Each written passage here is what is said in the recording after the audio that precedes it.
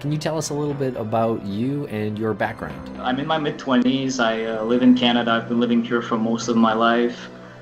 And I'm an investigative journalism. I've covered a lot of things like, politics, sports, crime stories. I have a BA in journalism. I speak four languages. I'm a big sports fan. What is it about the Maura Murray case that gets you so interested? Well, I actually started working on the Brianna Maitland case in July 2015, and obviously when I started working, Maura Murray's name came up because it happened like 6 weeks later and 80 miles apart. So obviously I was really interested in finding out what happened with Maura Murray as well. But then I saw that there was a blog on it. I saw that you guys were starting your podcast. I think you were in episode 3 or something. So I thought that, since there's so many flurry of activity going around the Maura Murray case, I would look into the Brianna Maitland case because I felt like this was a case that was really like under the radar. There wasn't really a lot of activity. There wasn't really a lot of people that were commenting or interested in that case, at least from my initial perspective. Do you find the two cases to be similar? Well, I do find that they're similar, but that's about it. There's a few things, like the cars being found emptied and locked, and the two girls just going missing out of nowhere, and they're never being solved. Both cases not being solved, and both cases happening at the same time of the year, at the same year. So there's some similarities, but it's when you go deeper into it that you realize that the chances that they are related are actually quite small. You said you started looking into Brianna Maitland in 2015? Yeah. Okay, so you've been doing it for about 2 years. Right. Yeah. And that's plenty of time to get a lot of information for a case. So if you don't mind explaining the situation surrounding Brianna's disappearance before we get a little deeper into it. She was a 17-year-old. She had just turned 17 on October 2003. She was born in 1986. And so she was just the typical teenage girl that was going to high school. She had friends, and she was getting a little more independent, wanting to be social, wanting to be with friends. Didn't really want to be always living with her parents on their remote farm. And that's how she basically, I believe that maybe around that time, maybe I would say in a span of 6 months to a year before she went missing, is when her area became sort of infested with these people that we spoke about earlier. And she, started partying like most teenagers do. It's no big deal. And she was going to high school also at the same time. She went to a high school called the Missisquoi Valley Union High School, which is in Swanton and Highgate Springs. And then she ended up moving to a high school in Enosburg Falls at the end of her sophomore year. And then that's when things started to move around a lot. There was a lot of movement basically before she went missing. She started working 2 jobs, or actually she started 1 job. She was supposed to start her second job actually a few days after she went missing. She got a job as a dishwasher at the Black Lantern Inn in Montgomery in Vermont. And she was working there full-time because she had just gotten her GHD, and she wanted to start college part-time and work because she had to, she was alone. She was living, from one place to another, like living with a few friends, living with, a couple of boyfriends and things like that. And she wanted to really be independent, but she also needed the money. So she was kind of like juggling between 2 jobs and wanting to make something out of her life. And basically, a lot of things changed in the few weeks before she went missing. She was assaulted at a party, and she was also, as time went on, this is pure speculation, but I believe that she was trying to get her life back on track, and that as she was trying to get her life back on track, she was moving away from that group of people that ultimately were involved in her disappearance. But I think that what happened basically is that on the night of March 19, 2004, she finished her shift as a dishwasher at the Black Lantern Inn around 11:30. And she took her car, which was an Oldsmobile 1988 sedan Royal. So it's kind of in the 80s was a luxury car. And she took off. And, the next day they found her car where they found it, and there was no trace of her. Anyone who listens to this podcast, they're fans of true crime. They're looking into the Maura Murray case. They inevitably you get Brianna Maitland coming up in any search, and they've seen the picture of the car backed into the barn. Who ended up finding that? Who was the? How did that car get reported? Well, actually, what happened is that on the morning of March 20th, so that would be the next day, around 10, 11 o'clock, there was a group of skiers that were coming from JP ski resort, which is about, I would say, about 20 miles east of where her car was found. And they were coming back on the road where her car was found, and they saw the car, and they thought it was so strange that they stopped by and they took pictures. So 99% of the pictures that were reported to the police, that were the media, that were used in, the Disappeared show, those are actually not police pictures. They're pictures from that group of skiers that saw the car there, and they thought, well, that's strange. So, they snapped about 5 or 6 pictures. So those are the main pictures that we're seeing. So based on the chronology of events, I would say that the first people in daylight that saw her car would be those ski travelers. But at the same time, around between 1 o'clock and 4 o'clock in the morning early morning, 4 a.m., March 20th, there were a couple of people that were passing by that road, and they saw her car, or her ex-boyfriend, James, was coming back from a night of partying in Montreal, and he crossed the border, and he passed by her car around 4 o'clock, and he saw it, but he didn't see, anyone around it. And there were also a few people that reported seeing the car around midnight, 1 o'clock in the morning, that were passing by, and they saw, one person said that they saw, that I don't speak English that often, so I just... Doing better than I do. There was a blinking light. Hazard lights? Yeah, and the other driver reported seeing the headlights were open, but they said that they didn't see anyone around it, and that was at 4 o'clock in the morning. Her boyfriend, I can tell you that he was questioned, and he was cleared in a way as having any direct involvement, but he did report seeing the car. And basically that was during the night. And then the next day, those were the 3 people that I told you about that saw the car. And then I'm assuming that one of them called police, or maybe a neighbor. I think it was said in the newspapers that a neighbor called police, because there's a few houses there.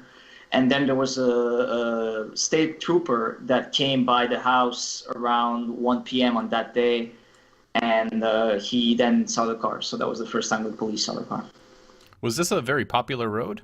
It's hard to say because I wasn't there in 2004. When I went there on the road, it was a Saturday afternoon, and there were cars coming and going every minute. My guess is that in 2004, it wasn't that crowded. Like during the day, there wasn't that many people going through that road, but it's a pretty important road because it's the only, or at least it's the main road for anyone that's going from the west side of Franklin County to eastbound to Montgomery and to Jay Ski Peak Resort. It was probably an important road then, and it still is an important road today, definitely. Yeah. How big is the town that this happened in? Well, Montgomery is about 1,200 people. Back then in 2004, it was about 900 people. And essentially what's really important to understand is that all the towns in that area are less than 2,000 people. We're talking maybe 900 to 2,000 people.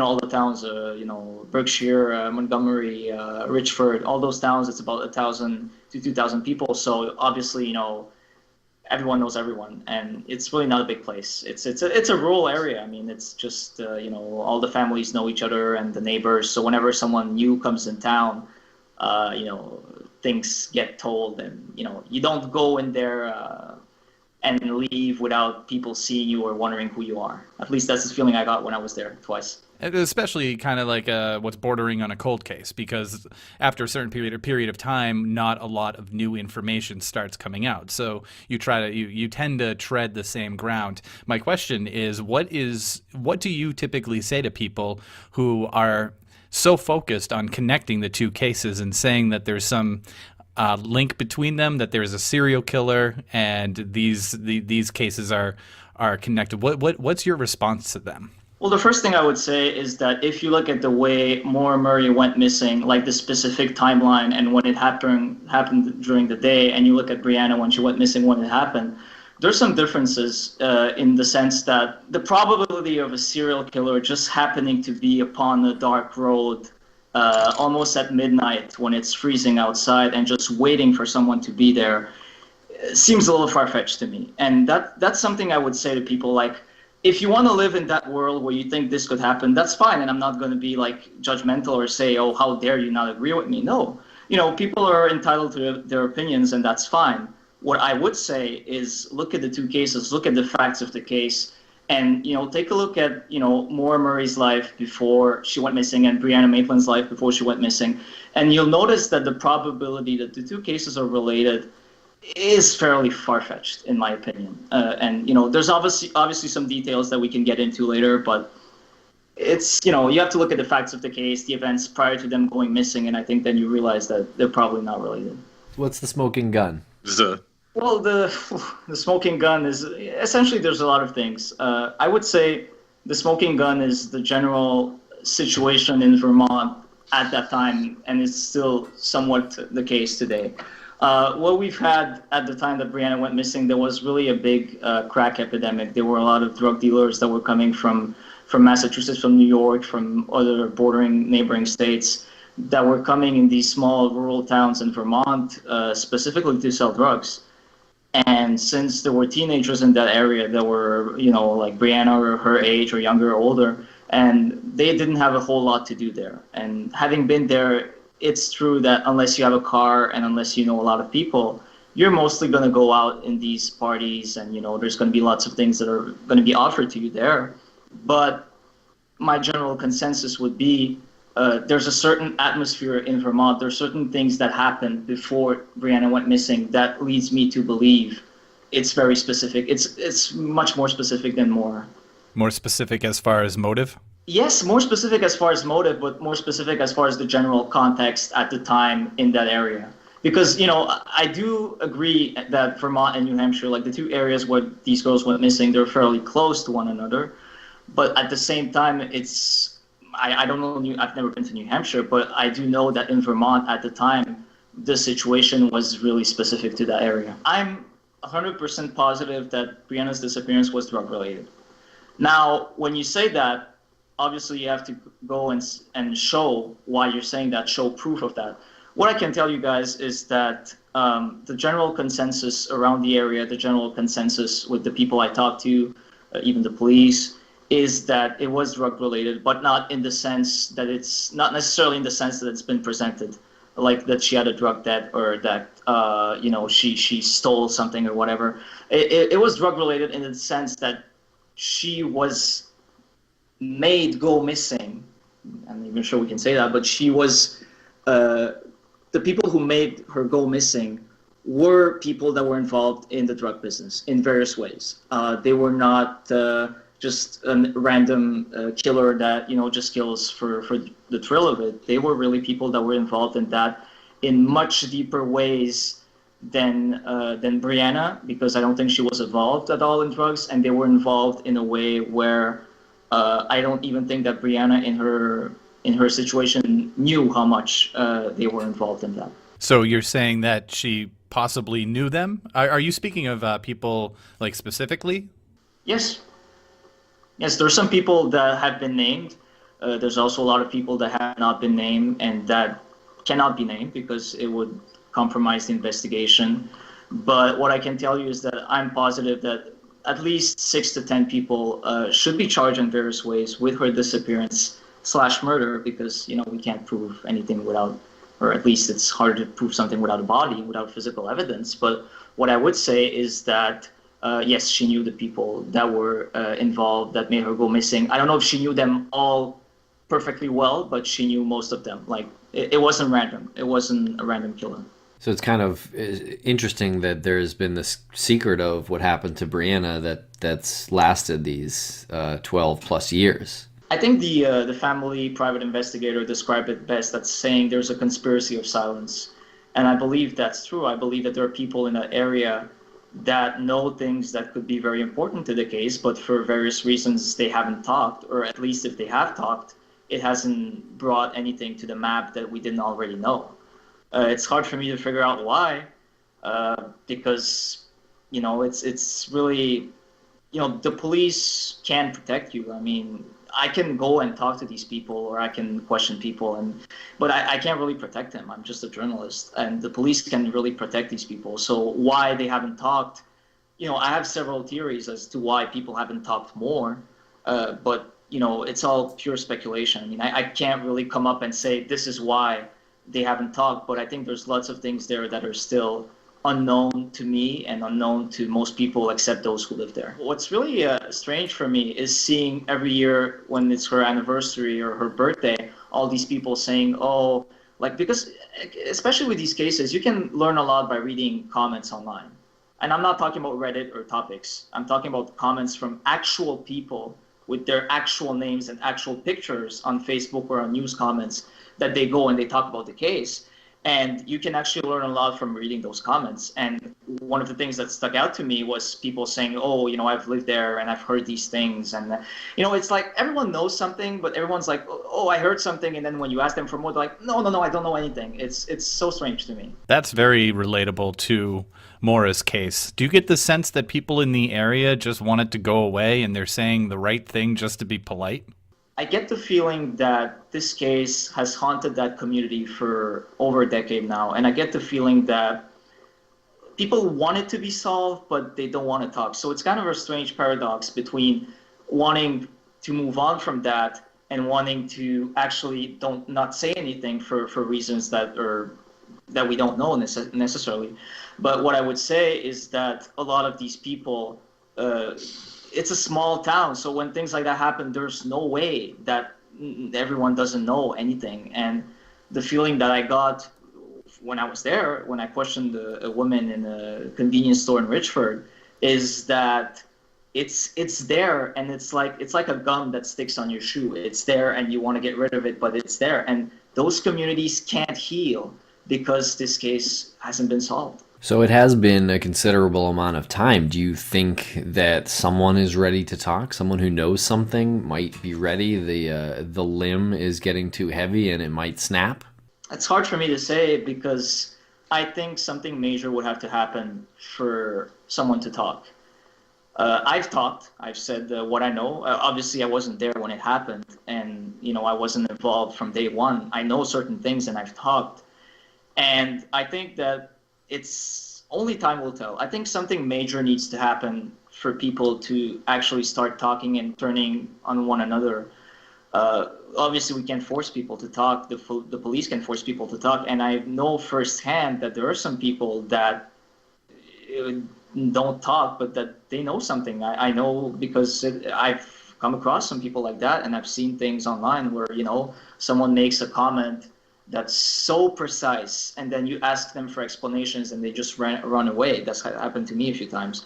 So to answer your question more in a more specific way, I would have to say that something really, really huge would have to happen, like one of those people getting arrested for something, or them finding out something, or it's hard to say. How do you differentiate between the comments online where you say they're so precise? I don't want you to put your journalistic ethics on the line here by specifically saying what these comments are that are so precise.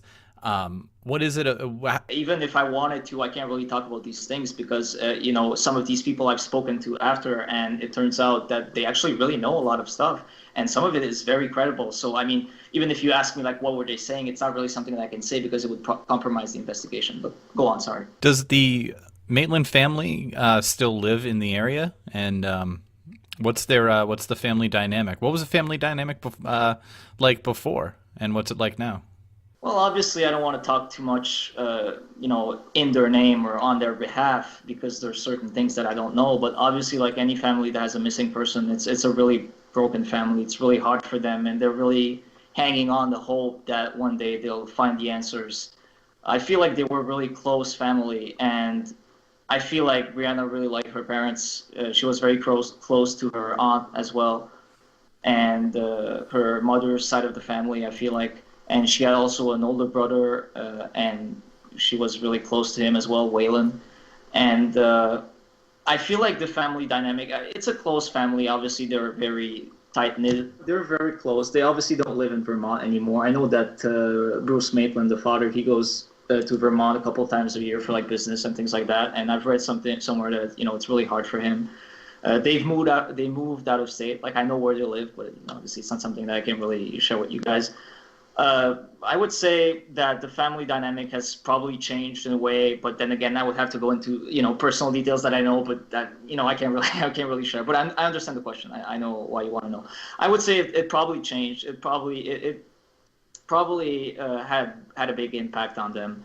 What I would also say about the Maitlands is that I've noticed something that's really interesting to me is that they're not the type of family I feel like they're not the type of family that go and show off in the media or that go on like Dr. Phil or like these shows like that where they're like, oh, it's so terrible. And like they're the type of family that really they I don't want to say they suffer in silence, but they suffer in a way alone. Like they don't feel the need to show off. They don't go like and talk about except when it's the anniversary. Sometimes like they would call and they would say something, or they went and did the Disappear show. But unlike Maura Murray, where I feel like there's a lot of material and a lot of stuff that's being said in the media by Fred Murray and other people involved, the Maitlands don't seem to me like the type of family that just go and show off. And I think it's in a way it's good. I mean, because it's hard. It's hard to talk about these things, and I really respect them for being a little more laid back and like let us deal with that alone without having the cameras spying on us like every 2 seconds. You mentioned that Brianna was assaulted at a party. Can you go into that a little bit? Yeah, sure. There was a party in Richford, Vermont, which is right at the Canadian border. Like the first time when you cross the border, it's Richford. It's about 1,500 people, 2,000 people. And there was a party there at someone's house. And it was like the end of February. There was like maybe 3 weeks before Brianna went missing. And she went there, all those drug dealers were there, and, people from like her high school, and her, at the time, ex-boyfriend James was there. And what happened essentially is that the feeling I got, and it was said also in the Disappeared episode, is that Brianna was kind of like a flirtatious person, which is, normal at that age. You're 17, you want attention from the opposite sex, it's normal. And she was seen flirting with one of the guys, or talking or flirting. Like there's two versions of the story, but essentially she was seen like talking and laughing with this guy that was dating this one girl, and she was assaulted by a girl named Keithy LaCrosse and two of her friends. And so she left and she went into her boyfriend, her ex-boyfriend's truck, and then this one girl came out. She said, "Hey, pull the window down," and then she punched her in the face, and that's how the assault happened. That's what's being said. That was said in the Disappeared episode. That's how the assault happened. She punched her once in the face and gave her a concussion? I guess she punched her several times because yeah. The thing is, the Disappeared show names only one of these girls, but my research shows that there's at least 3 girls. Maybe they all assaulted her at once. But she had to go into the hospital, and she had a black eye and a concussion, and she filed charges against that girl that were later dropped against the family's wishes. They were dropped after she went missing, and the girl was subpoenaed to testify. We've heard things like Brianna was incredibly smart. She was a big reader. What kind of person in your research? What kind of person was she? Was she a victim of her environment? It really irks me to say that because it's kind of insulting, but I think she, in a way, I think she was victim of her age, in the sense that, and then again, we can judge people and say things like that, but probably when I was 17, I probably would have been a little naive like she was. Other than that, I would say that, the feeling I got from my research was that she was really a smart girl. She could do anything she wanted. She was loved by a lot of people. A lot of her friends miss her, and she was really the typical teenager that she was all bubbly and happy. Every picture I see of her, she's smiling, and she looked really like a happy kid, And I really get the feeling that she could have done anything she wanted, and I just feel like she was going through a lot when she went missing, and it's just so unfortunate that it happened like that. Really, there's no other way to put it. It's just so unfortunate. How many people do you think were involved with making Brianna go missing? I would say it depends like what we're talking about. Are we talking about the abduction? Because I believe she was abducted from the scene where her car was found, abducted forcibly. Hmm. Or are we talking about where she was held, or are we talking about how she was killed and how they disposed of the body? So I would say between those 3 or 4 time frames, I would say that there's at least 3 to 4 people that were involved, but there could be as up to 15. Between 3 and 15 people, yeah. And I don't know all of them. I have maybe 8 names, 4 of who have never been made public. But I did find some things on these people that makes me think the people who told me about them weren't trying to BS me. They weren't trying to, lead me down the wrong path. I would say that the people who said that definitely knew what they were talking about. Some of the names, and because when someone tells you a name and you can find some prior criminal record about that person, and when the family knows that person and say this is who we believe is involved, there's just no way I can just say, oh, well, no, I'm just going to ignore that because it's inconvenient to some people. No, I have to look into that. The amount of people that you mentioned horrifies me to begin with when I hear that so many people could have been involved. But it also makes me optimistic in that all you need is one of them to talk, right? Right. I was just going to say this, like something similar there. It's horrifying that up to 15 people. So I'm assuming that 2 or 3 or 4 were part of the abduction, and then there was some sort of taking back to a location where there were other people there. However, it went down. But up to 15 people. I mean, that is horrifying, and it's to be completely 180 on the on looking on the positive side of that one person could give. The fact that up to 15 people haven't said anything in almost 13 years is incredibly depressing to me. That if they, and I don't want to say this and sound like eternal pessimist here, but if 15 people haven't said anything in 13 years, what's going to make them talk now? Things change. Yeah. Well, what I would do, first of all, if I'm the police, I would look into what I gave them. And I know they're doing that, and that can take time.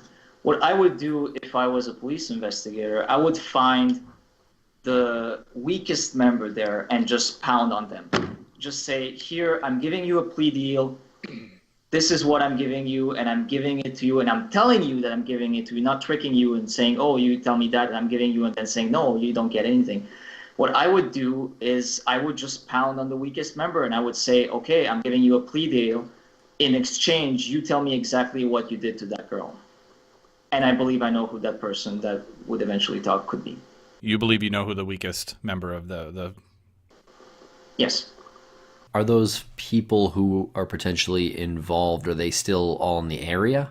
Some of them are, some of them aren't. The thing that's really important to know about this case is that there are a lot of out-of-state people that were involved, but there's also, and I suspect there's a couple of locals that helped them out, helped them get away with it. And the reason why it's been going on for so long is because there are some locals that have sworn to secrecy over these things.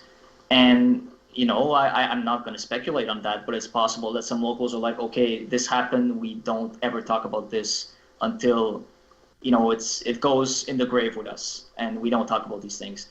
So I believe that in order to pull off what they pulled off, they've had to have had help from the locals. It would have been almost impossible. It sounds like everybody who's looking into this case seems to have the same theory as to what happened, which is a little different with Maura's case, where people basically group off into 3 categories: the opportunistic killer, the running away with somebody, and the went into the woods to kill herself. That's basically the three groups that we have. But it sounds like with Brianna's case, it's pretty straightforward once you start stripping away all of everything else. Once you look at like you said in the beginning, the situation that was happening in the area, once you kind of realistically look at that, I think that's why people go in that direction, right? Well, to go back to what I said earlier, like one of the main arguments that I have that it wasn't a serial killer in the Brianna Maitland case is that specific context and what was going on in the area at the time. There's just too much there for me to believe that it wasn't at all related to these people, or that it wasn't at all related to drugs. And to answer what you said, basically, in the Brianna Maitland case, there's not so much mystery. It's fairly straightforward what could have happened and what was said to have happened and who are some of the people involved. But in Maura Murray's case, there's a lot more mystery. It's like open for speculation. Whereas in Brianna's case, if you don't know the case very well, it's open for speculation. But if you know the case as well as I do and as well as some other journalists do, it's not open for speculation. It's open for few speculations, like what was the motive or things like that. But it's not, it's fairly straightforward. It's just that they haven't found the proof. They haven't found what they need, because it was really a job. You know, her disappearance / murder was a job done by a group of professionals. And I don't mean that in a positive way. It really is, it was really done in order to make sure that they left nothing behind. That's what makes this case really, you know, hard to understand and hard to swallow sometimes. Was it an accidental murder? Oh, no, definitely not. No way. I'm just going to say, if it's accidental, someone would have to come forward and prove to me that it's accidental, because I have too much stuff that shows it's not accidental at all.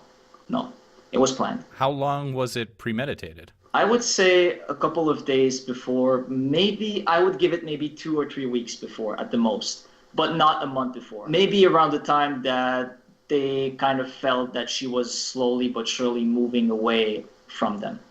It was a combination of many events. And actually, one of the things that you guys should know, and also for your listeners, is that, you know, on the day that she went missing, she was shopping with her mother in St. Albans. And while she was in the shop, you know, looking at clothes and things, there was someone outside, and she went and talked to that person. And she came back to her mother, and she was agitated. She was shaking. And then her mother said, like, "Oh, what's going on?" And she didn't want to talk about it. She was like, "Oh, I have to go back to work. I have to get going.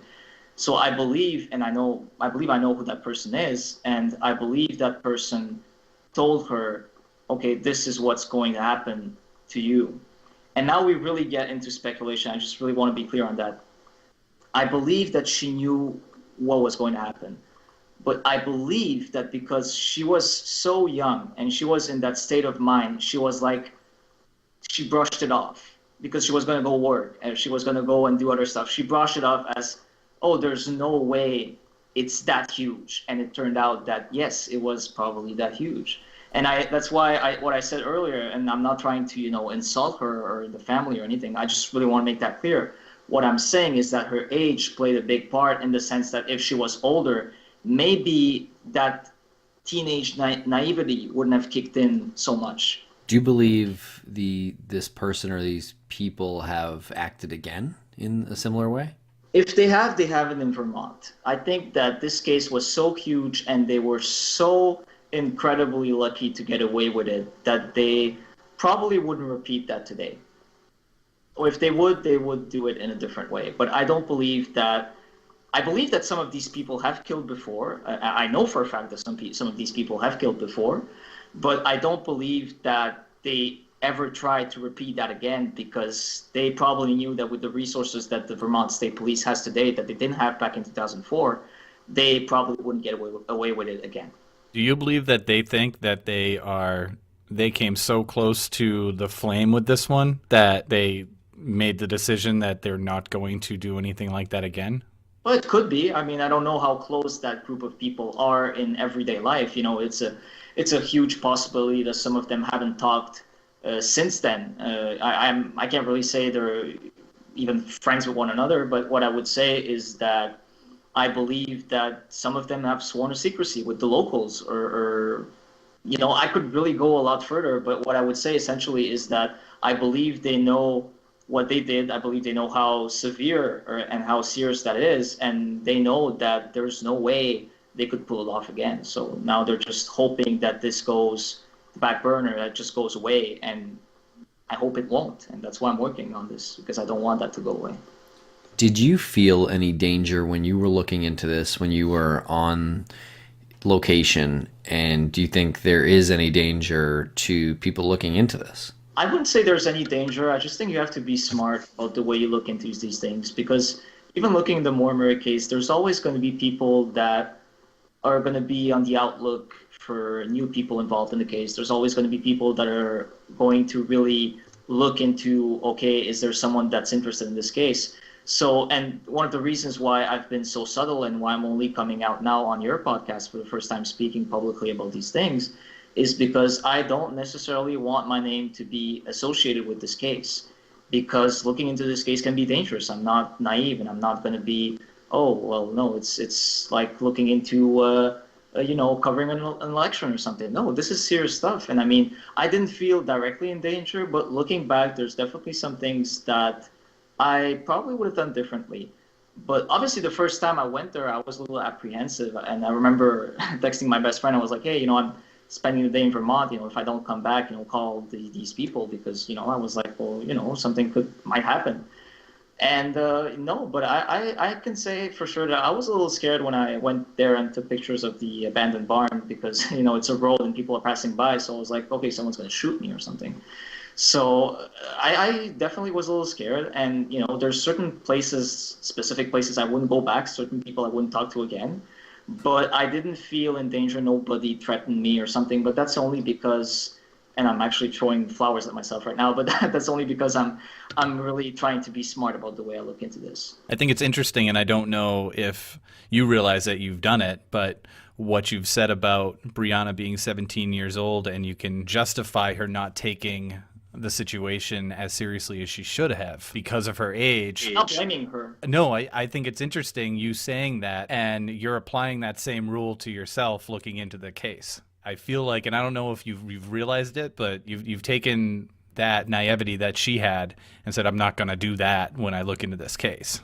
Well, no, it's partially true, but I can't really say that I didn't go in there thinking I'm not going to be naive. I probably was naive. I probably made some mistakes. I mean, this was the first time that I really looked into a case this deep. But essentially what I would say is that I really wanted to stay out of the spotlight, because this isn't really about me. This is about finding out what happened to her and, getting justice. But what I would say is that I was a 17-year-old not that long ago. I mean, so obviously it's not like I was a 17-year-old 20 years ago or 15 years ago. So I know how I was reasoning at that age, and I know the things I did, and I know the way I was reacting. So obviously I tried to transpire that to myself and say, well, let's try and think about how I would see things at that age. Because, I mean, when I first started looking at the case, this is what really struck me. I'm like, this is a 17-year-old girl, it broke my heart. It still does.